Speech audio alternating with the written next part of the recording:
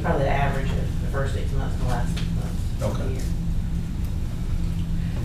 April's printing some new copies for the few changes that I made. But I was gonna go ahead and talk from this first copy that came off, if you wanted to mark up your, papers. Adding to the garbage collection fees, the expected revenue is down $215,460. For page Page 1, 10-359-0100. 215. 215,460. And again, it'll take a minute, but we'll have a printed copy of this in a few minutes. That's over in the recommended, right? 215. Yes. Which line are we doing? 10-359-0100. Towards the bottom of the first page. You said it was what? 215,460. Okay. And that's adding the 60 cent Mhm. to the dollar that was already added. That was in the recommended. Yes. The county went up on their tipping fees, so we,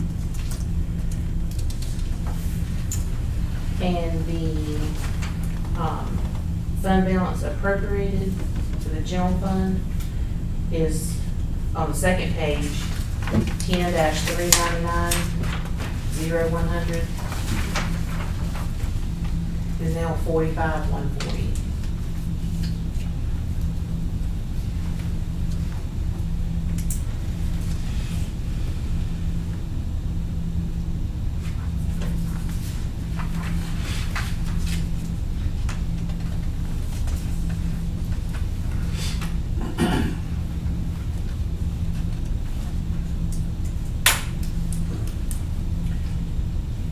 To the best of my recollection, that's the only two changes I made. I'm not exactly switching gears, but to your knowledge, how much money could be added to our fund balance for the current year for? The last time I estimated it, it was $102,000. That's on page 19.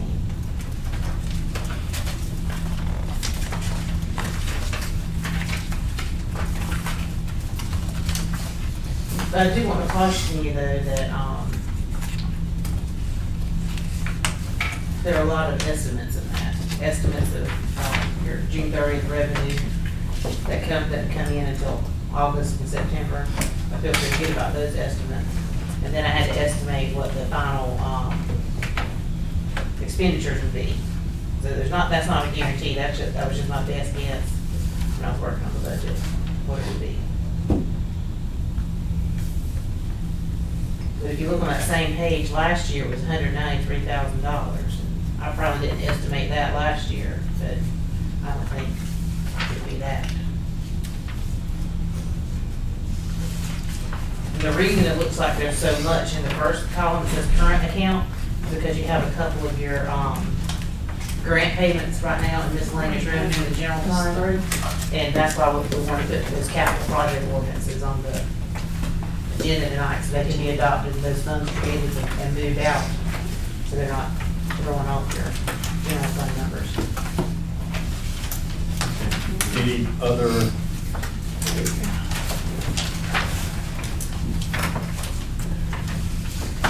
Any other changes? Not that I can recall. Do you remember, April, what, I know we changed the garbage fee revenue, which reduced the fund balance appropriated, but there weren't any other comments from last Monday, were there? That's all I can think of too.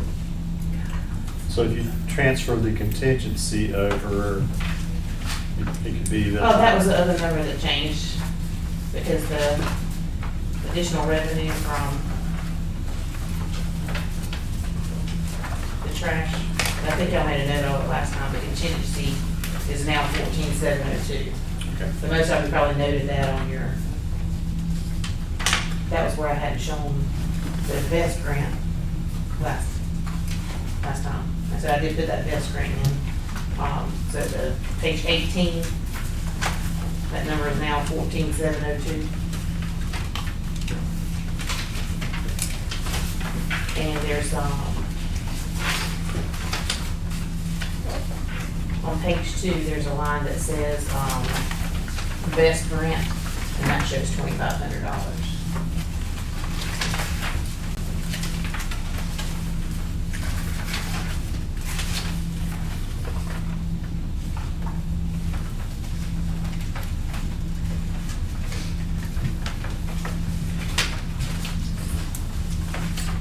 Okay, is there anyone on the line who wishes to address the town board?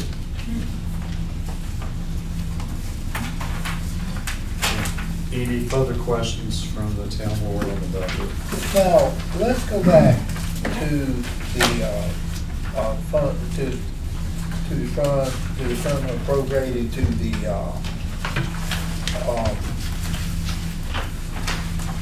from the general fund. Now, if memory serves me correctly, in the past, that if we did not fully fund the services that we provided, that when, like, the USDA and whatnot looked at our loan possibility, I always thought that they held that against us. Because we were In your utility funds, they would. In the water and sewer fund, that would be the case. But you don't have any funds appropriated in the water and sewer fund. You have to charge what it costs to operate.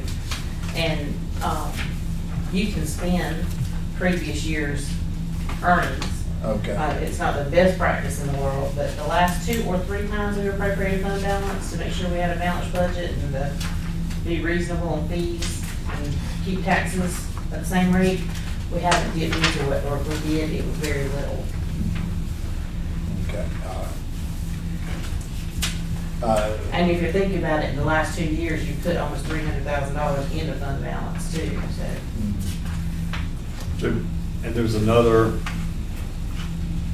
aspect to this, not positive, but there's another aspect. Our ARP money can go to pay payroll. It can, and I've actually looked into that, because High Level was interested in possibly doing it, they haven't decided yet. But it'll cover general fund salaries, not water and sewer salaries, because water and sewer fees have to support that fund. But you can, pay your general fund salaries from that money, but you can reimburse yourself for salaries paid in the general fund from March through June 30th. And you can also appropriate money to pay salaries, for the next fiscal year. For as many fiscal years as you want to, but they're employee specific, so if you don't have that money spent for salaries before December of 2024, if April were to leave, you couldn't pay her replacement with the money that had been allocated to her. It's not the position, it's the person. But there are a couple of resolutions you have to adopt and some tracking you have to do if you want to do that.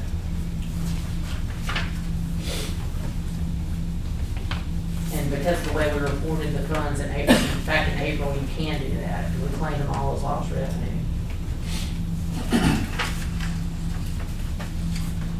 So when you claim them all as lost revenue, you can use them for the approved infrastructure things, or you can do some of these other things like supplant your payroll. Which is a really foreign concept because usually grant funds can't supplant, but these can.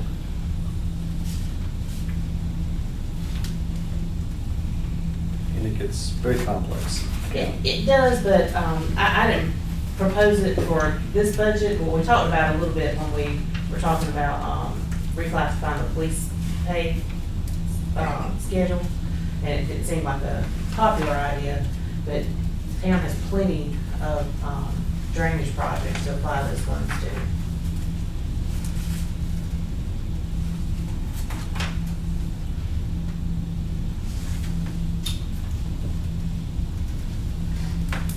It's 7:23. Is there any other questions from the public or town board pertaining to this budget? I had just kind of a general question without getting too detailed. So I know this year our biggest expense increase was our salaries. We increased that a lot. And I believe, if I'm not mistaken, about $130,000 is increase in salaries. And I know typically budget year, we're fighting and screaming over $2,000 here and there. But I was looking at our revenue. I don't think the revenue, I was trying to, did it increase enough to where everything is covered with no problems? That we haven't to make any big cuts I'm missing to keep everything balanced?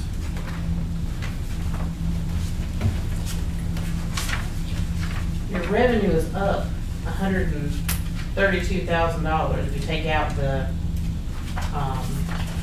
fund balance appropriated, just right at $100,000. Okay.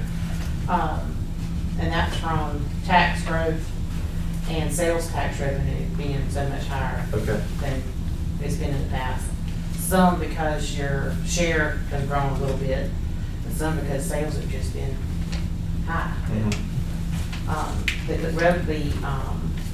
The estimates for this year were a lot more conservative. Instead of 10 and 12 and 15% expected increases, I think it was like 3.75%. And that's straight out of the league memo. So basically, the increases in revenue just about match the salary increases that Right. keeps everything. And then, but just to be comfortable because of gas prices and things like that, some other things I did bump up, and that's why there was a need to do the fund balance appropriated. That my hope is that there's plenty of money to go around, even we have to move a little bit toward the end of the year and not dip into fund balance.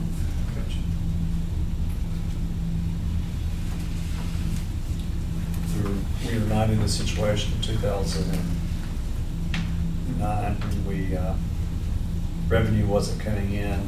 We were eliminating positions. Right. It was a great fund balance. But it actually came together pretty good because I was sweating the payroll stuff just a little bit. But I was real close on my estimate for this year. We'll have to see how next year's estimate goes.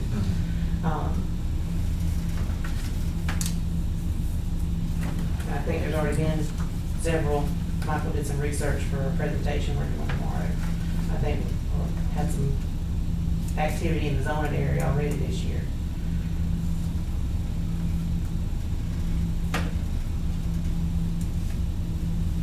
Did it, how many houses did you have zoning permit for? 11. Okay, was that include the 4 over on? That did not include, did that include those 4 lead?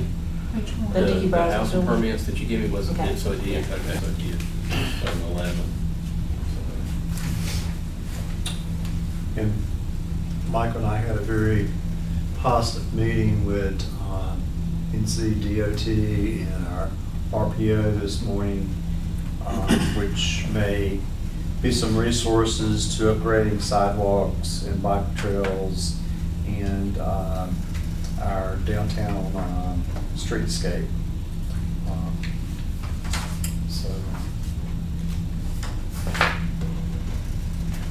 we got to get our applications in and our plans in and make sure we're being competitive in that process. The other question I have is, I see we've got 25,000 set aside for planner code enforcement. And I know I don't think we've really talked about it as a board as to what we plan on doing with that position. Are we gonna look to, I know we got somebody interested in it. Are we looking to, I think last year we subbed it out, pretty much that much money. And so, I don't know, I just was wondering, so we've got it's a pretty decent amount of money to kind of be sitting there without, I don't think, any discussion so far. I thought we had discussed it at the budget meeting Yeah. last month Yeah, about, so we actually. talked about Adam Stanley, Yeah. because his resume was attached to the. Right. Yeah, But did we come to a conclusion that we're hiring? That's what I'm talking about. yeah, I think we did that. I think it was more of a, Assessment. no one was against it, and we were gonna see how the budget played out. Okay. So, I mean, now it's time to talk about it, if you wanna talk about it, I believe. He's not available till August 1st, Yeah. if we were to hire him, but. But our contract with Triangle J was $24,000 a year plus the Right. travel expenses. So it's very similar in cost. Gotcha. And It is. someone who would be available if needed every day, just about every day of the week instead of one day of the week and Mhm. remotely the rest of the time. And hopefully that position would raise some income at some point. Yeah, we collect some fines off of it. But Is if there- you're in a good position, I think you have a manager who understands that whole process as far as enforcing and finding and things like that. And then you have someone who is capable of reviewing plans and going out and doing some of the legwork. Is there like a maximum or minimum, or like is there any kind of hourly rate, or is that just gonna be a per month rate or salary, or how does that work now? We did it as a salary, similar to what we do for the wastewater treatment operator. Right. Rather than try to do it hourly, but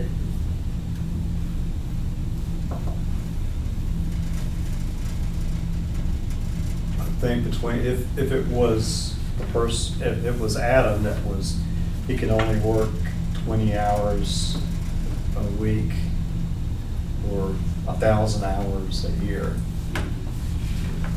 And I'm not sure how he would get paid if he was duly employed by the fire department, but that's, Yeah, he come out the other day and said August 1st will be his start date, and he couldn't, like I said, do more than 1,000 per year.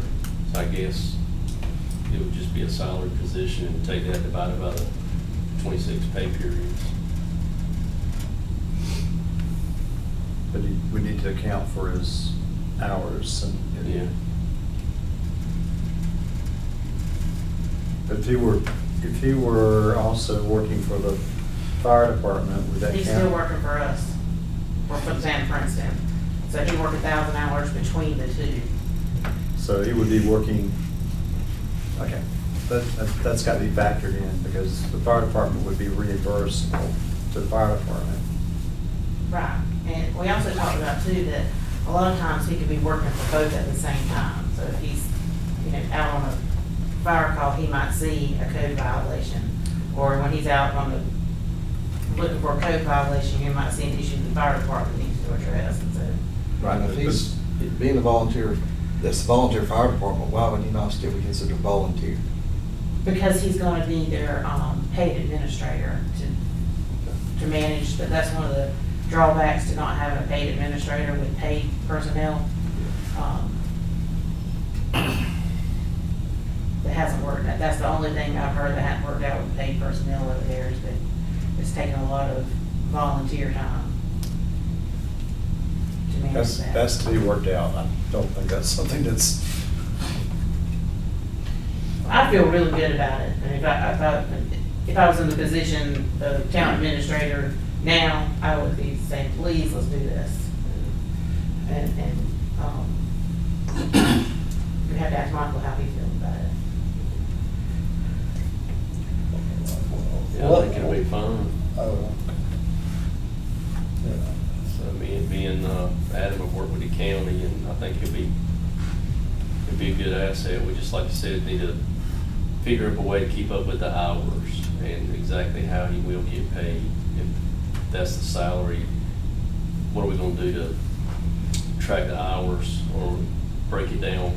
Yeah, I think the most important thing would be that the hours are equal, Yeah, because the fire department is also gonna pay him the same rate. So I think the hours need to be equal. yeah.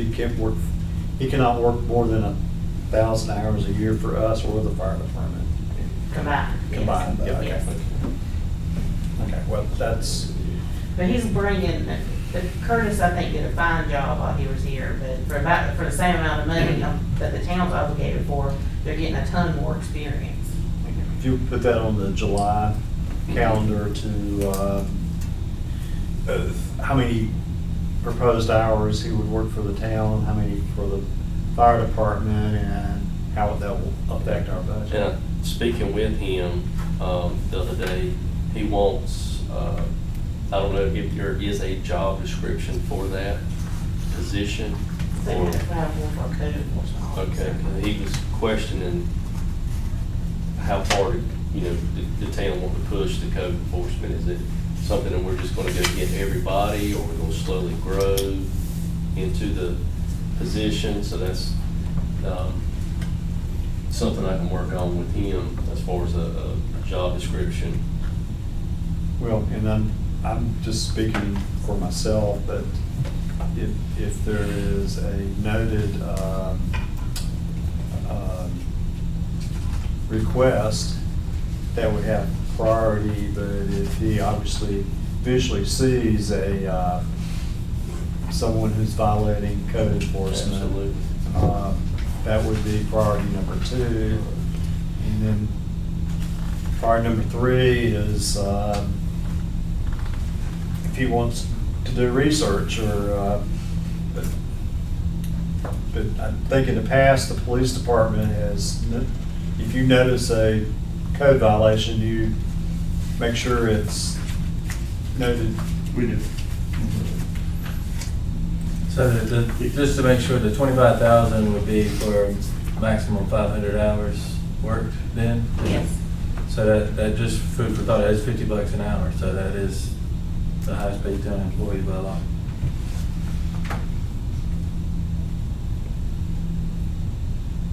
But I think we were paying,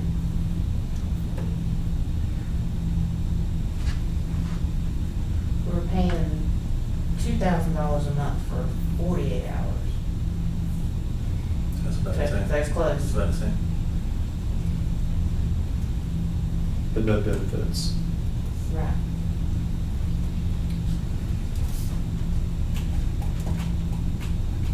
That will be on our July. Do you want me to have Adam attend the meeting in July? If there's any questions, but hiring is technically up to you, so not the board, but if, I didn't know if you guys would have any specific. I think we'd like questions or- to have more knowledge. Okay. Because that's actually, we've had someone who filled some of that position in the past, but I question how well he did enforcing it. I'll leave that alone.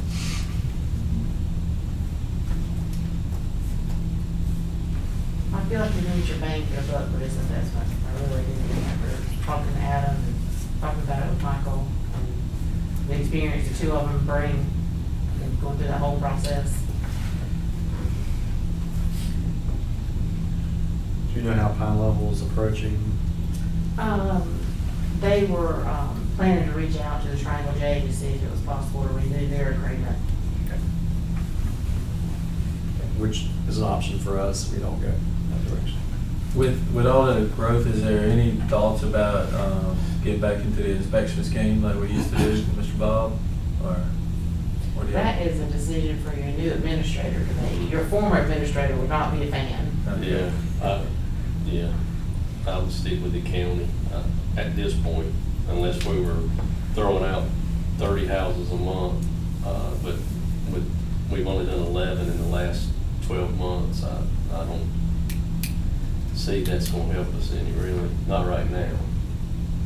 But hopefully in the future it can if we start growing. But I don't see that being helpful right now.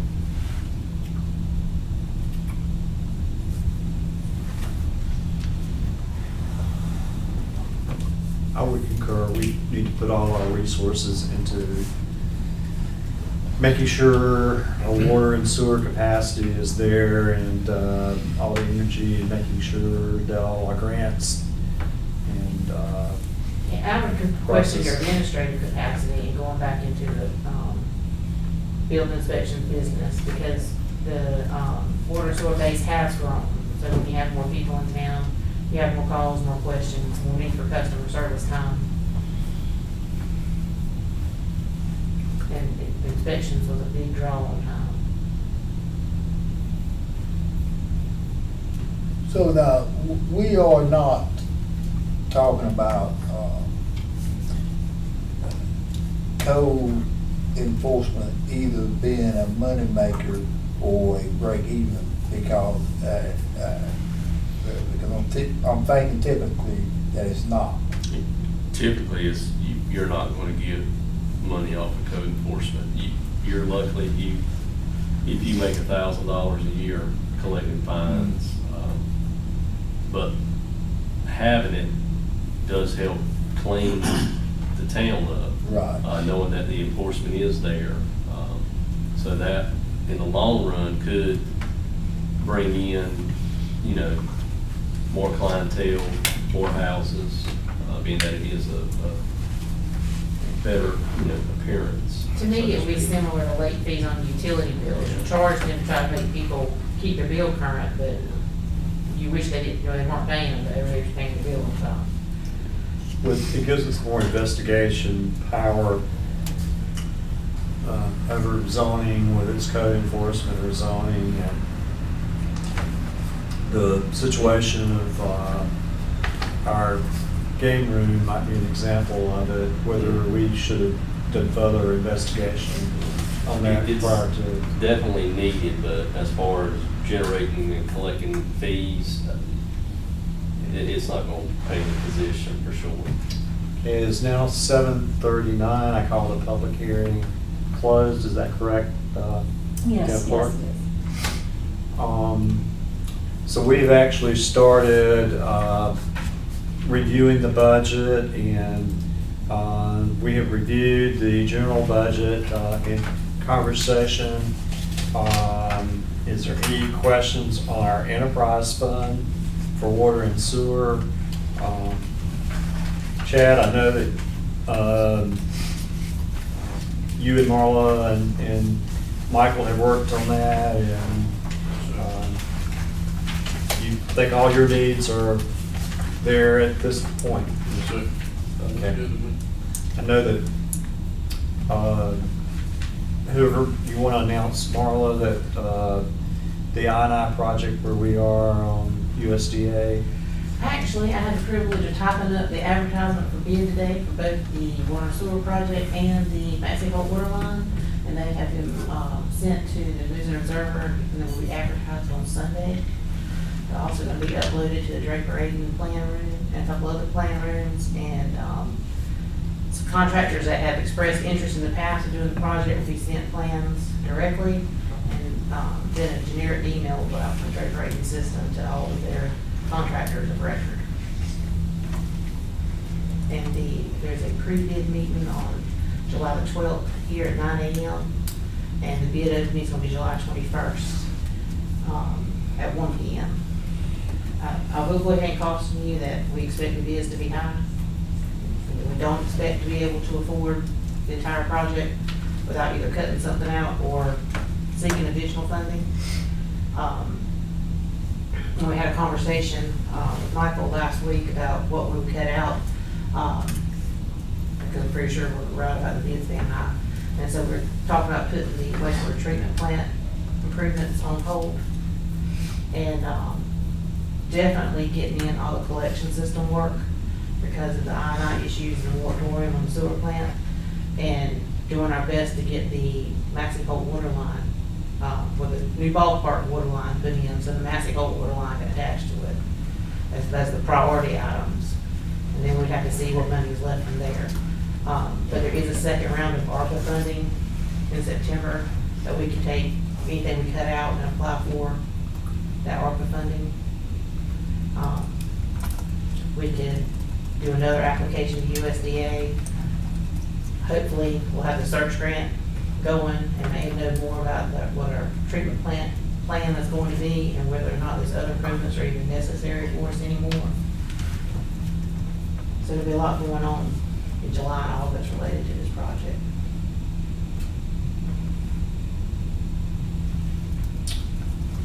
So now, let me make sure that I understood. So we will put on hold which set of plans? The project includes upgrading the bar screen and grit chamber, grit removal system at the wastewater treatment plant. And I think Commissioner Rhodes brought this up at another meeting, are we really going to invest in this plant that we may be upgrading otherwise or abandoning? We just don't know yet. And then there are several water line connections to eliminate some dead ends and improve fire flow. And then there are some projects to rehab manholes and sewer lines where we think that some of the worst I&I is. Think it will clear up some of the excess water where we can get out of the moratorium. Yes. But now, just how certain are we that will actually work? Certainty about it working, I can't say, but it will definitely improve the problem, improve on the situation and potentially get you out from under the moratorium. It was about this time last year that we got the letter about the moratorium. I assume one hasn't come this week because I figured somebody would have called me if it did. Whether we're still under it or can it be lifted. But right now, we're in a drought. And so I&I issues should be pretty small. Flows are running low. Yeah. For at least for the first half of the year. But because of the moratorium, I think the collection system repairs need to be the priority, and then the water line that will make the Massey Hole water line possible, because that's your future development. On page 28,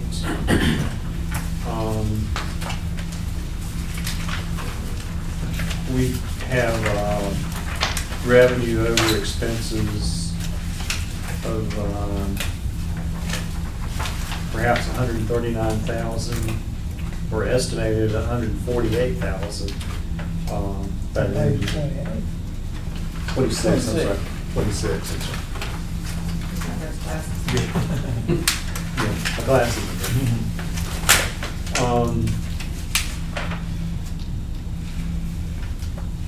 I know we're passing a balanced budget, but do you see anything that may not,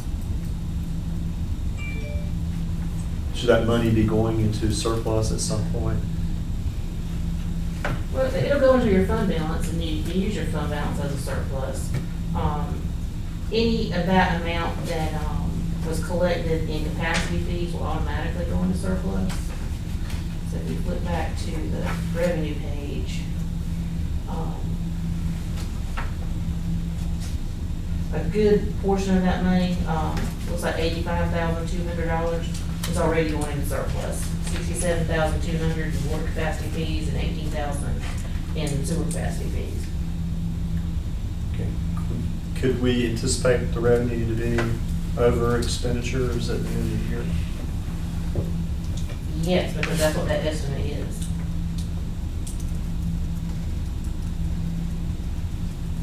My estimate is that $148,000 in revenue will be over expenditures. And like I said, the $85,200 is already going to reserve. So some of that could go into cost of the plant upgrades if we, such as? Yes. Yeah, okay. Because the reserve fund says that those funds will go on reserve until the town board votes to use them to make improvements to the system. And we use the water, I've been using the water money to buy additional capacity from Johnston County. In the past, it was not a good practice, but we had a major sewer issue about 8 years ago, and we used that money to pay for repair of a sewer line that backflowed into a house. It wasn't capacity money, you borrowed it from the general fund Yeah. and paid it back over 2 years. And that was the standard practice when Water and I were first elected to the town board. The sewer fund borrowed money from the general fund. It didn't borrow it, it just gave it. Just gave it. Yeah, and that was what got us the unfavorable. Right.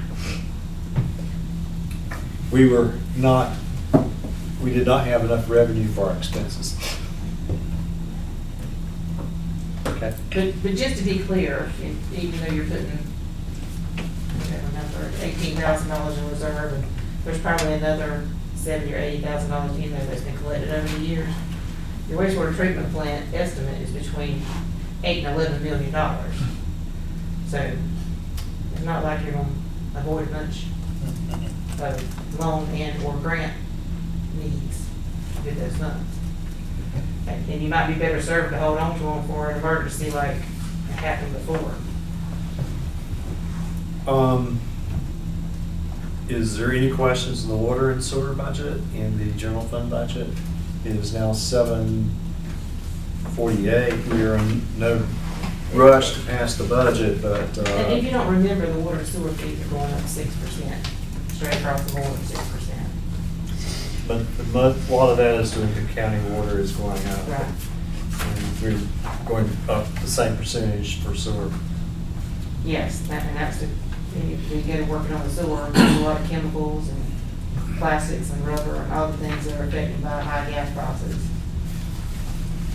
as well as high gas prices for the equipment. Okay, is there a motion that to pass the general fund and enterprise fund budget for fiscal year 22-23? There is, Mr. Mayor. Is there a second? Second. Motion is made by Commissioner Martin, second by Commissioner Rose. Any additional questions?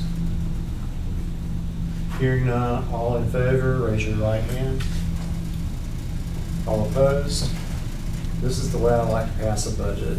I just want to comment, this budget feels a little bit nostalgic, because I feel like that might be the last one I do for you. Because Michael's going to school this year, and he'll be your main budget preparer next year.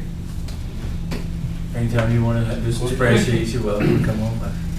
I think you can do some too. Do we have a capital budget items? That you're- Yes. Okay. These are just estimates for the capital budget items. The revenues are definitely, and amounts and sources are definitely correct, because those are the ones that we need to, create. I made a tweet on since you looked at it. Saw a couple of things.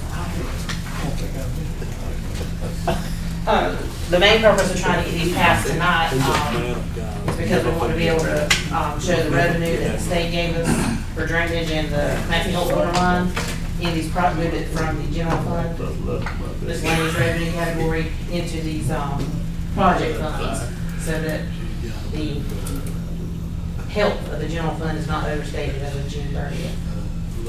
Because there's a little over $564,000, I think, that has been received so far, sitting in the general fund that we need to move out to these projects. Okay, and the sewer plant, I&I work will be another, one that says we receive funds for it, right? Yes. Okay. There just wasn't an urgency on that one, because we didn't need to use it to put the. Is there any questions on either of these line items can change? Right, so the only thing I hang my hat on is the revenue, sources and amounts. Okay. And the other things are just estimates at this point. And so the general purpose is just to be able to move this into the right To category. create the funds so we can move those grant funds that the state's been sending us pre-construction out of the general fund. Do we have this whole 1.15 is already in our bank? No, you've got half of it. Half of it's come from the state. You don't have any of the county money at all. They're gonna work on a reimbursement basis. Okay. And 2 or 3 months from now, you'll be seeing these again. We'll have some more accurate numbers for the way the expenditures are gonna fall out.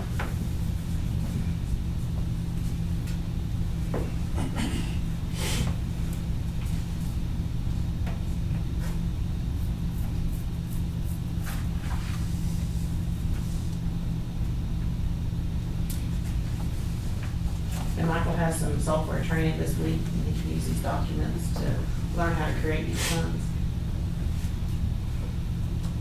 And I reached out to the vacant properties out Massey Holt down to Lisa Drive. There was 14, I think. And 6 have reached back out and said that they're interested in connecting. I think 3 were residential, future residential, the other 3 were future possible commercial. The other 8, I'm still waiting to hear back from.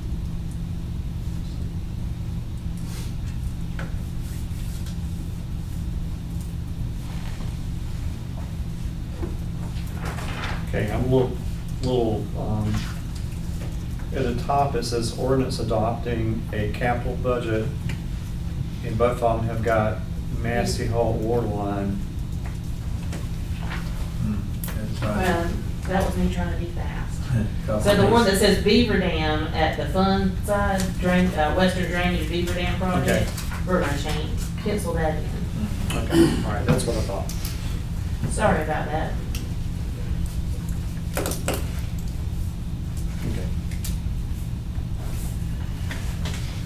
Is there any additional questions? They have to put my glasses on to see that. I couldn't see the forest for the trees evidently. Okay, is there a motion to adopt the capital projects for Massey Holt water line and for the western drainage? There is. Commissioner Holmes has made the motion. Is there a second? Second. Second made by Commissioner Robinson. Any further questions? Hearing none, all in favor, raise your right hand. All opposed? There's another aspect of doing this that is significantly important. If we kept these funds in our general budget, when our audit is prepared, it drops our the state wants us to have a fund balance of 60%, but ours perhaps is around 40%. But if this stayed in our fund balance, in our general budget, How about 100%? It'd be skewed way high. Yeah, and that's why I thought it was important to get these done for the end of June so we can not have that happen. and Marla and I were at a reception Tuesday night, and the state treasurer was at the reception. And it was significant he was there because he was recognizing what the Council of Governments was doing to help his office with the local government commission, try to keep these local governments solid. And he's taken over another local government last week. It's a small town in Brunswick County. So it's important to keep your physical house in order.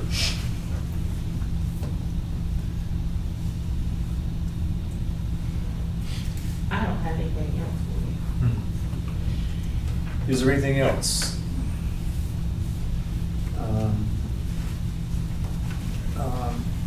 Before we adjourn, it's looking favorable that the General Assembly should be working with us on some additional water and sewer lines going towards high level. We need to be looking sincerely at a new sewer plant to handle some deep increased capacity. And Michael and I had a good meeting this morning with DOT for some funding areas for bicycle trails, walking trails, upgrading, congestion issues, streetscaping. There's a laundry list of things that we can apply for. So Now, on the issue concerning us looking at putting in possible sewer lines westward. So I know that the church is going to expand, that they're planning on putting several things in. Do we have a timetable when that is gonna possibly going to happen?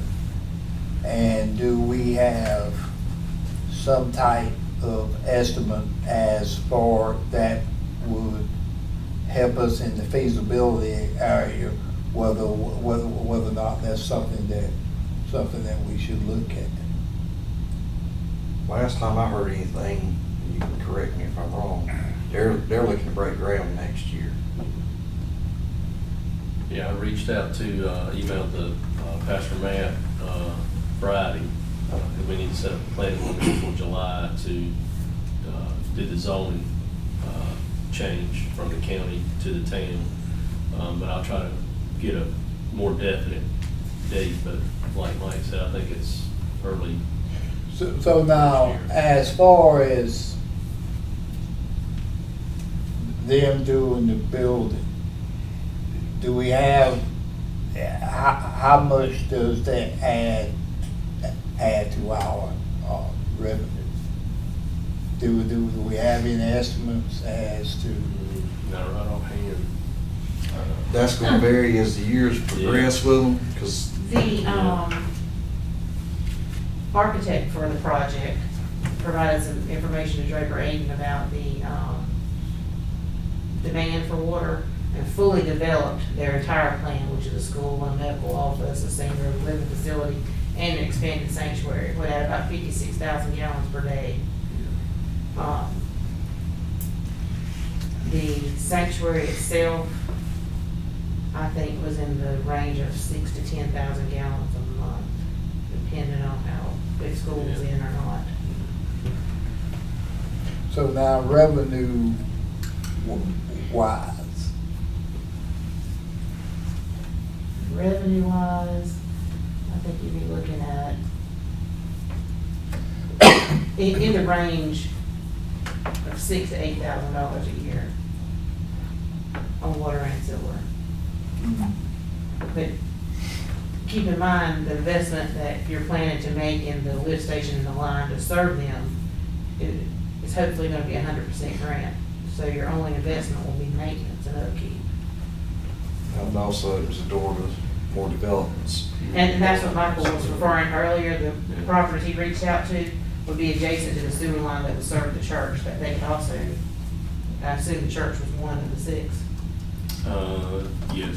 Matter of So fact, there are somebody 5 just, other property owners between Massey Hole Road and the church that are interested in tying onto this line. in fact, somebody's just dropped off a metal building over there right in front of it. and so now, remind me of what the law is about if do they still have to? Volunteer for annexation, yes, sir. Okay. Because that's what the church went ahead and did it. But we cannot put a sewer line to their facility without having the capacity to handle it. Yeah, so there are a lot of Can't get moving the court- pieces. You can't get the cart before the horse. You got to be building a sewer plant and extending a sewer line all at the same time.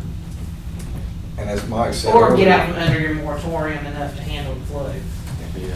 as Mike said earlier, I think most of the people, the farmland that's over in that area now are looking for commercial developments, and they're gonna be wanting water and sewer, because I think most of those will probably be multifamily probably. Yeah. So they won't be able to build without the water and sewer. There's a farm that just sold in the past 6 months on the corner of Martin Livestock Road and US 70 on the west corner. It sold for $25,000 an acre, and he's not going to farm it. Not exactly what I said. That's what I said, there's definitely a lot of business potential in that area. Yeah, two of the people that reached back out to me from neighboring towns did not even know they owned property in Princeton. They had to research back to see when they had bought it, but their response was positive. They would definitely love to develop it somehow. These are smaller tracts. These were probably 3-4 acres. A lot of planning, a lot of work, but this community could double in size in the next 10 years. But we still, the meeting tomorrow, Mike, you want to go over the Yes, so that's planning meeting? the 2 o'clock meeting. Yes, so Marla and I are gonna meet, tomorrow at lunch. That's,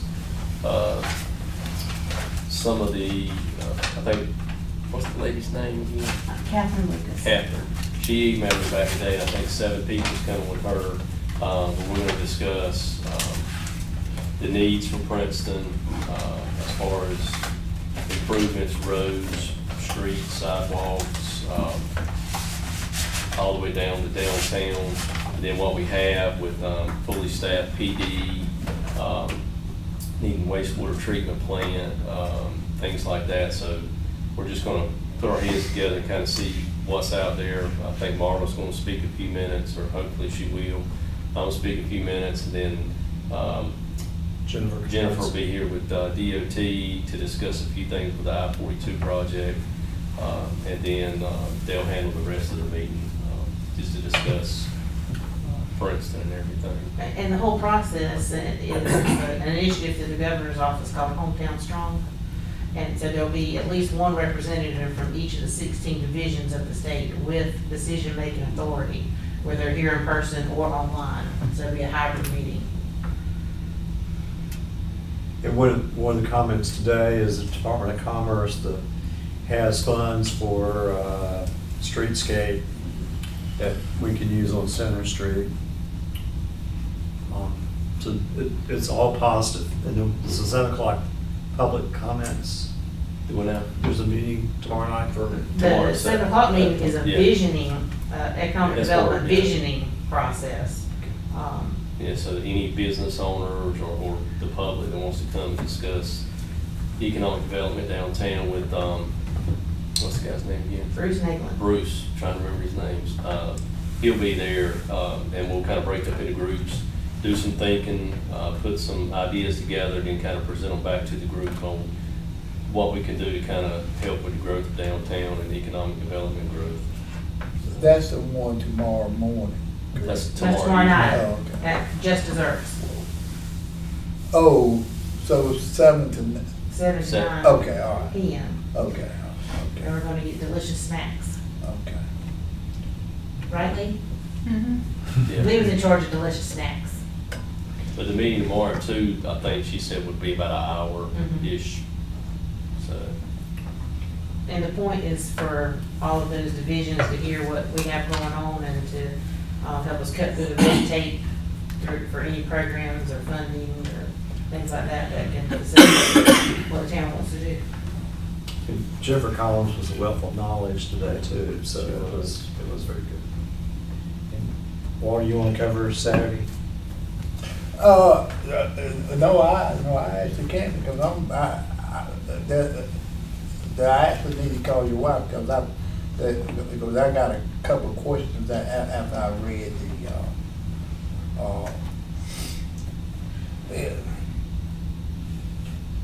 because I'm not sure who the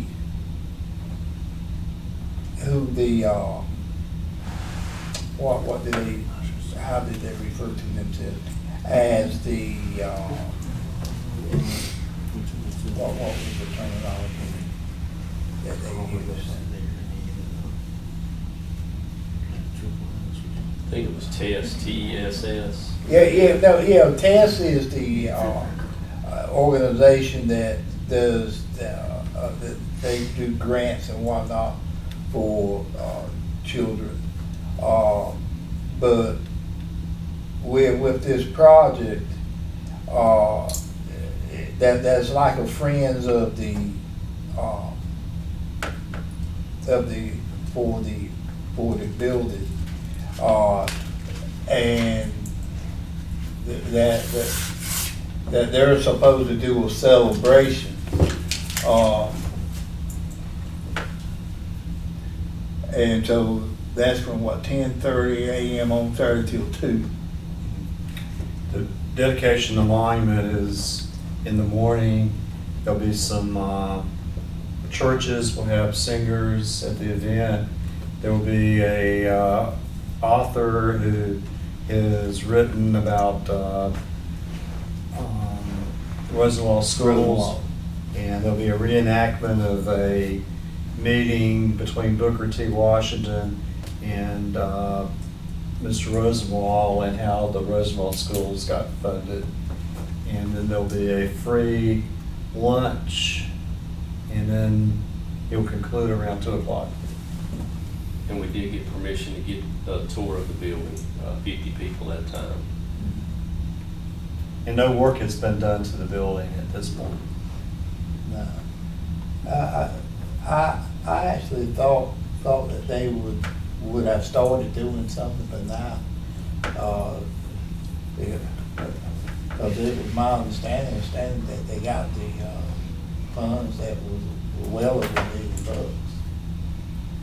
Well, that'd be a question asked, but I'm assuming they're going out to bid and getting structural engineering reports and getting architectural plans together. It's not an easy process. I can speak to that a little bit, I think. I had an in-depth conversation with Kay Brunage after that funding was approved.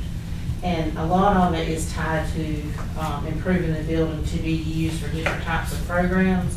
And I think that the pandemic probably stalled everything because they wouldn't have been able to operate the programs that some of the funding is tied to because of the pandemic. Right. That's my best guess why things haven't progressed so far. Now, when it goes out to bid, they're probably gonna get a shock treatment. And it's not on the program, but I think that Leroy Williams will be a special recognition of Leroy.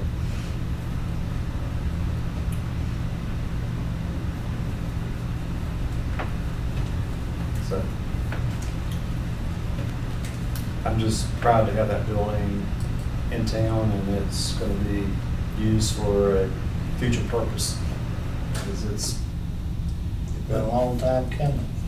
It has, and it seems that a lot of things that we talked about and wanted to work on and move towards, all of a sudden, they're here all at the same time. So it's really exciting to me anyway. Vicky was down there Saturday and a little bit today, and the community has come around, they've cleaned the grounds, but unfortunately, there's been quite a bit of vandalism to the building in the past 6 months. But hopefully that'll change. So Chief, if you can put that on a punch list to ride through. Yeah, actually, Mike had emailed me, your wife stopped by, so I told him we would increase our frequency patrol a little bit. Anything else for the town? If not, is there a motion to adjourn? That's your telephone, not mine. Okay. Yep. Did you get that? All of it? That's on the. Oh, it's Chad's birthday. You wanna sing happy birthday? That's the author that's gonna. See, you almost got out of here. Do what? All in favor, raise your right hand. What's that? To adjourn. I think we already adjourned. Y'all got sidetracked.